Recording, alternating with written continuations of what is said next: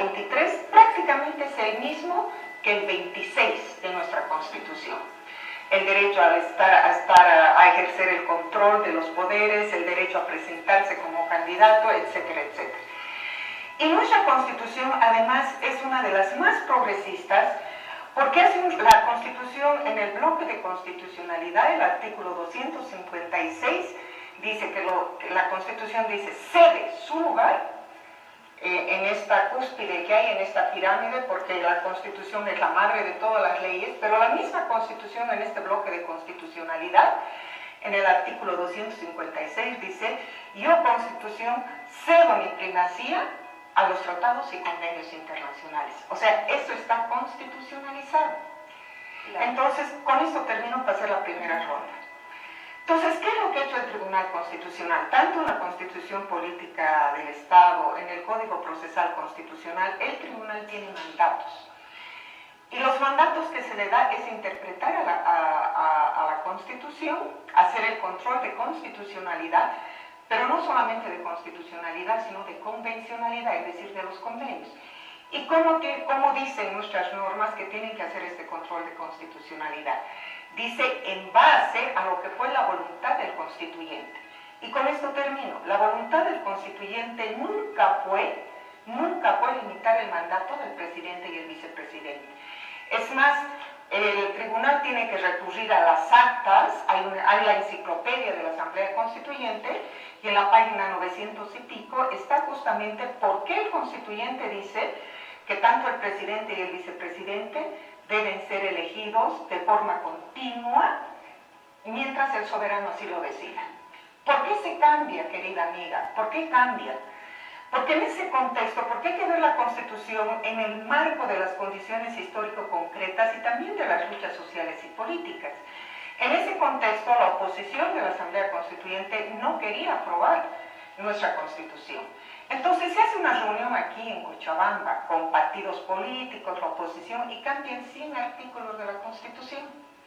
Entre estos el 168, o sea, cambia el espíritu del constituyente donde decía que debería ser reelegido de forma continua y le ponen este candado. Pero esta parte de la Constitución es la parte que yo te llamo reglas. Entonces las reglas, de acuerdo a la unidad de la Constitución, no pueden prevalecer sobre los principios. O sea, no puede prevalecer sobre el artículo 26, que norma todos los derechos políticos, ni el 28. ¿Qué dice el artículo 28? Que solamente dice no podrán postularse a la presidencia aquellas personas o ciudadanos que hayan tomado armas en un conflicto de guerra en el ejército enemigo, por defraudación a los recursos públicos o por traición a la patria. Nunca pone límites a la reelección. Y el convenio de derechos humanos dice: los estados pueden reglamentar la participación política, dice, pero de ninguna manera oponerse a la convención. Y pone unos números clausos por qué un ciudadano debía inhabilitarse, dice, ¿no? Para que no sea presidente. Dice por razones de edad, nacionalidad, por condena de juez competente, pero tampoco habla de la reelección. Entonces, para cerrar este bloque, quiero decir a la ciudadanía que no se está faltando ni se está irrespetando la Constitución. Lo que pasa es que se está dando una interpretación totalmente interesada de parte de la oposición para confundir al ciudadano en vista que estos son temas complejos. Esta es la sentencia, tiene 80 páginas. Antes de esta sentencia constitucional, no estaba habilitado que las autoridades, el presidente, por ejemplo, tenga esta reelección indefinida. No lo estaba en esta Constitución y tampoco lo estaba porque había el artículo de prohibición en anteriores constituciones. Eso pasó con los anteriores presidentes. A partir de esta sentencia del Tribunal Constitucional es que se hace esa modificación, porque como bien lo ha dicho la diputada hace un momento, pues eso es algo que incluso se trató cuando la Asamblea Constituyente analizaba la nueva Constitución boliviana. Y fue uno de los puntos en los cuales no hubo un acuerdo y que seguramente fue parte de lo que modificaron, como bien lo decía hace un momento. Entonces no había ni en la anterior ni en esta, pero a partir de ahora sí, por estos elementos que se han indicado hace un momento. Entonces habría cambiado esta situación?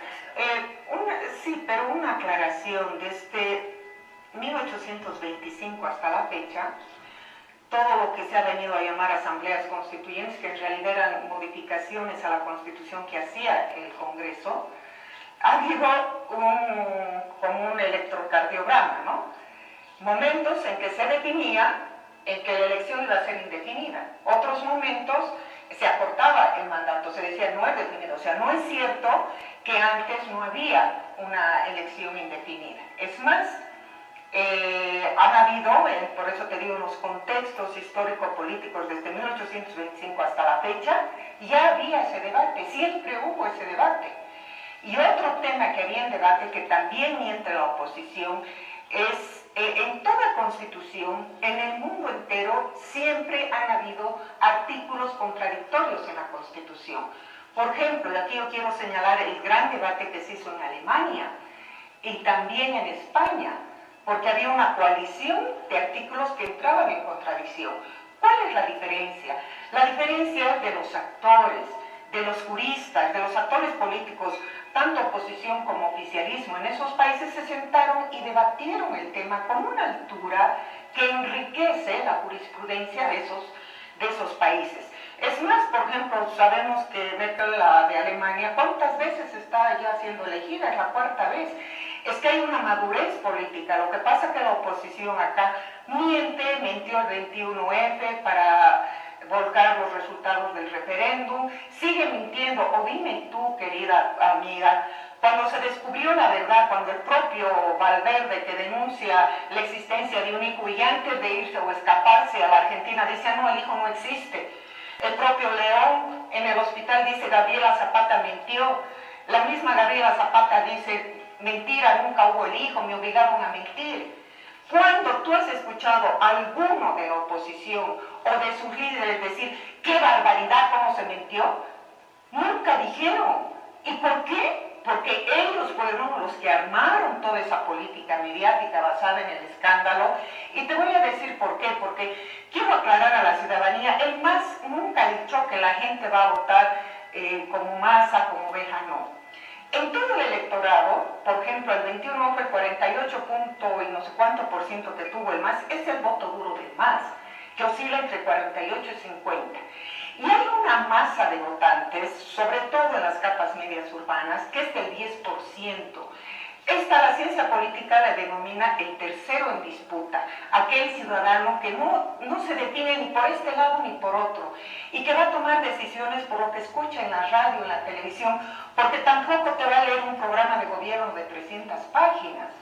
Entonces, a esa masa votante del electorado es que se dirigen las campañas electorales, a ese 10%. Felizmente, de ese 10%, solo el 2% cayó en la trampa. O sea, el otro 8% no cayó en la trampa.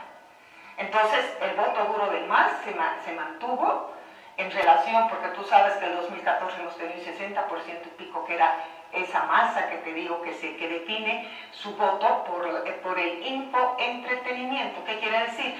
Se ve las noticias y si le pones una telenovela, interpela, cree, se siente afectado y emite su voto de esa forma. Ahora, yo comparto el criterio de que en las leyes pueden haber más de una interpretación y eso no acontece solamente con las constituciones, eso acontece con códigos, con leyes, porque un mismo artículo puede ser empleado por quien está acusando como por quien está defendiendo. Entonces, todo va a depender de ese análisis evidente. Pero a partir de eso es que se tiene que ir sentando jurisprudencia y eso se lo hace a través de estas sentencias constitucionales sobre normas o artículos que van aclarando estas disposiciones, ¿es cierto? Entonces, eso por un lado. En este caso, digamos que acontece y la parte legal, digamos que ahí la ha aclarado. ¿Y qué del referéndum? Y lo que se dice es que se está vulnerando, porque se le ha preguntado al pueblo boliviano acerca de ese artículo en particular, o de esa determinación y de la reelección en particular, y los que están reclamando dicen se está olvidando que ya se ha hecho un referéndum para esto. ¿Qué opinas sobre esto? Tú, con mucha sabiduría, has dicho que en el caso de la normativa hay varias interpretaciones, pero también hay varios recursos. el mismo Carlos Bert y aquellos portavoces de la oposición, cuando salieron los resultados del referendo del 2016, planteaban, hay 4 vías más que legalmente se pueden instituir para cambiar esos resultados. Se podía hacer otro referendo.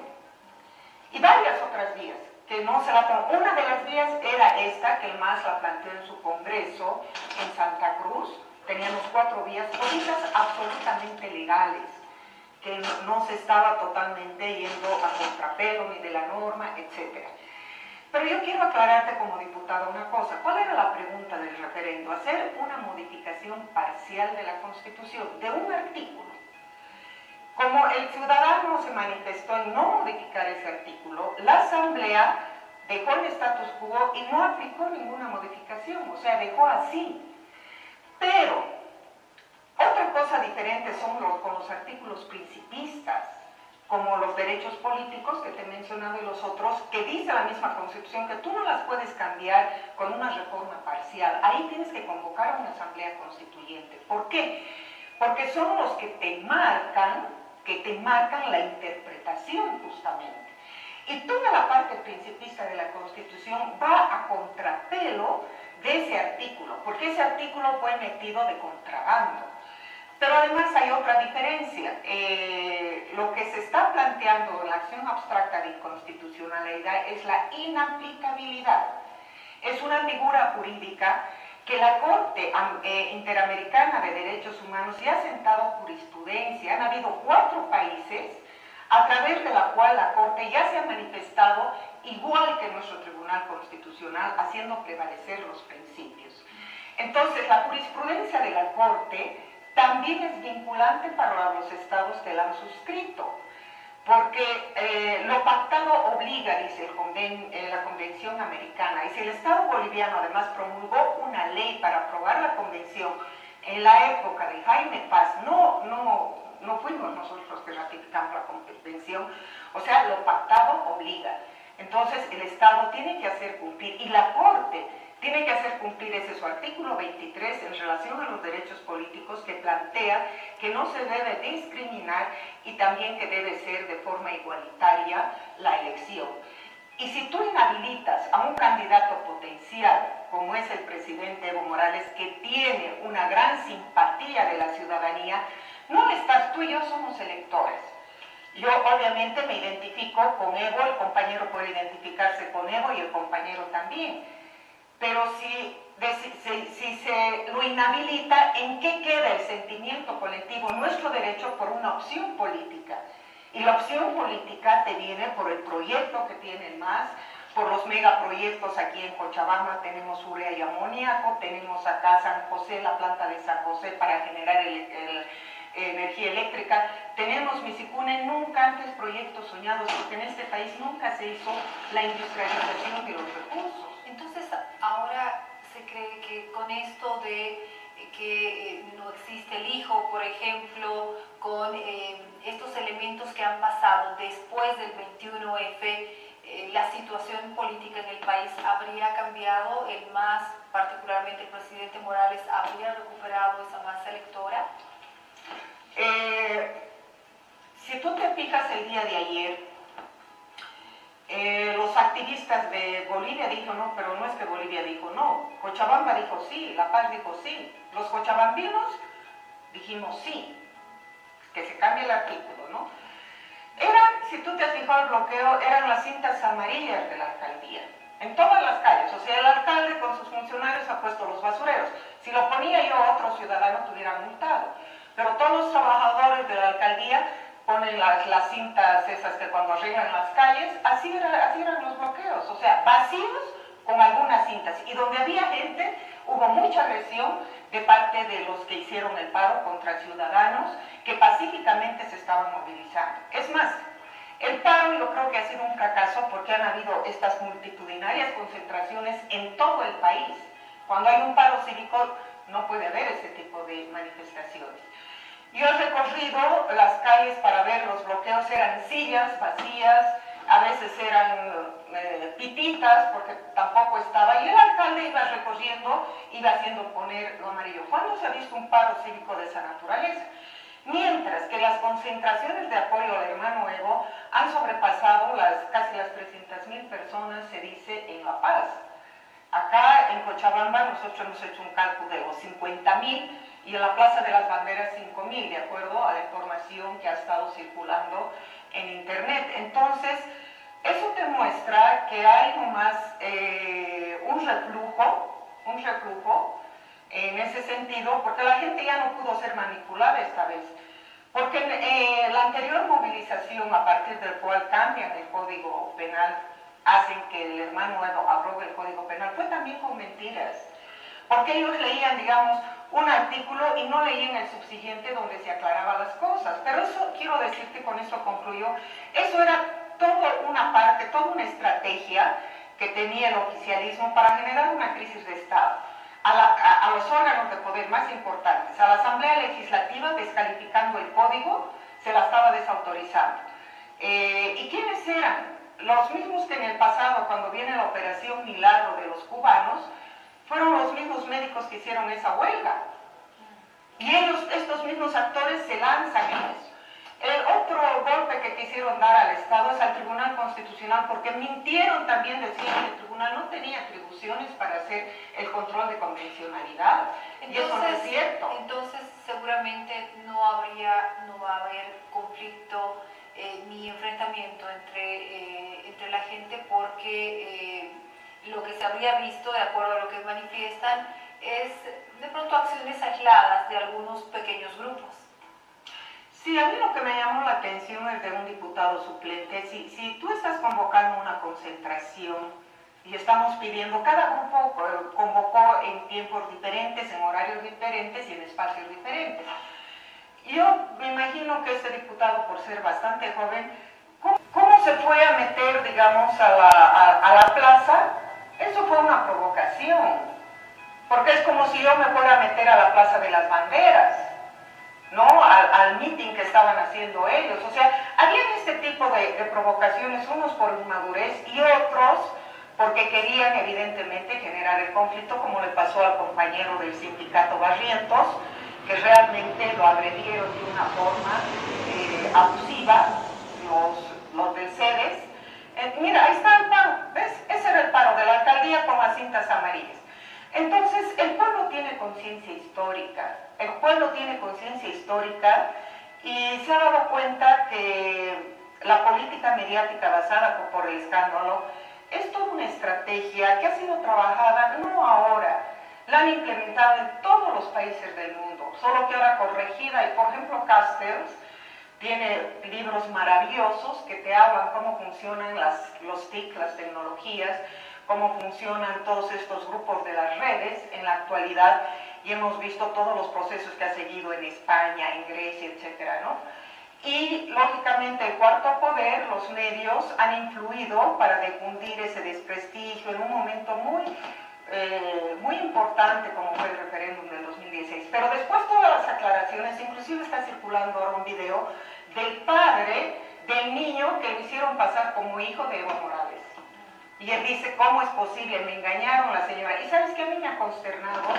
Cuando Evo se presentó para que le hagan el análisis de ADN y nunca se presentó la Zapata. Ese es un tema especial y un tema realmente muy particular que nos ha llamado mucho la atención, porque han habido una serie de contradicciones, de cosas en las cuales los ciudadanos nos hemos sentido en medio de una telenovela que al final, el final más bien era lo menos predecible, y la verdad nos sorprende hasta hoy, yo creo. Por eso lo que yo te digo, querida periodista, mira, yo no he escuchado a nadie de la oposición, ni a los jefes o a los que se llaman líderes. Yo les digo jefes de partido nomás porque liderazgo no tienen, porque el liderazgo es histórico, se construye en las condiciones. Ellos están 30 años y no pueden construir liderazgo. Habiéndose aclarado la verdad, nunca hicieron una conferencia de prensa, porque ellos dicen que no tenían nada que ver, ¿no? Pero tú como ciudadana, cuando ves que se aclara la verdad, por lo menos tienes que tener sangre en la cara y decir, porque ellos hicieron uso de ese recurso, y pronunciarse, nunca lo hicieron. Y eso demuestra que ellos estaban tras de la tramoya, y con esto concluyo en este tema. se esconden a través de las plataformas ciudadanas. Hay una plataforma ciudadana que nos ha llamado tremendamente la atención, que se llama Puñamba Barete, que es guaraní, y está liderizado por mujeres, que ha aparecido en Santa Cruz. ¿Sabes quién la lideriza? La hermana de Carlos Valverde Barberí. Primero, que Carlos Valverde no es guaraní, ni su hermana tampoco. Se ponen un nombre guaraní, actúan como plataforma ciudadana. El personaje más nefasto, porque él inició, porque la política mediática agarran la personalidad de la comunicación, te pueden agarrar a vos, etcétera, claro, con mucho dinero por encima, y la lanzas. Y eso es lo que hizo Carlos Valverde. Y esta supuestamente plataforma ciudadana es de su cuñada. Entonces, detrás de estas plataformas hay ese accionar. Hay ese accionar. Entonces no son, pues se disfrazan, como están tan quemados, dicen es la ciudadanía. Pero fíjate, el conflicto de los médicos, etcétera, el tema del Código Penal, movilizó un poco más justamente por la desinformación, porque es muy difícil explicar 666 artículos del Código. Y lo mismo, para reiterar la Constitución, si tú no tienes una visión integral de la Constitución, interpretas pues de forma sesgada y reduccionista los artículos denominados reglas, como es el 168. Diputada Romina Pérez, muchas gracias por su presencia, por habernos compartido estos elementos que es bueno que lo pueda reflexionar la ciudadanía, por supuesto, que puedan evaluar la información, porque en todos los casos uno siempre tiene que conocer un lado y otro lado de la información. Gracias. Muchísimas gracias. Quiero agradecerte que me hayas permitido expresar, además con un eclecticismo fabuloso que debería tener todo periodista, y que no te permiten eso, ¿no? Algunos medios de Cochabamba, sino dirigida a lo que quieren que respondas. Muchísimas gracias, espero haber aclarado algo, sobre todo para los hermanos cochabambinos, y siempre a su disposición para estar informando sobre estos temas que son tan importantes para el país.